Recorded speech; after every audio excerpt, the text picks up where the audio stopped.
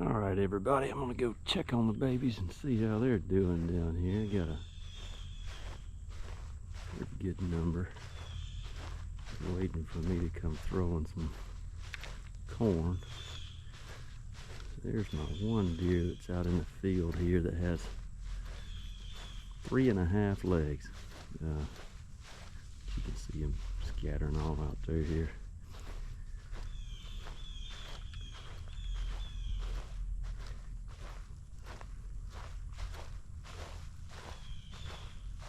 That's Rocky right there.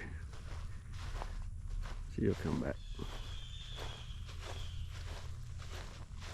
But it's getting mid-September. They are really starting to bulk up for winter. Lost all their summer coat just about. Babies are losing their spots. And they are just eating as much as they can. So I'm going to toss a little out here. They love the corn that has molasses, obviously. Let's see here if we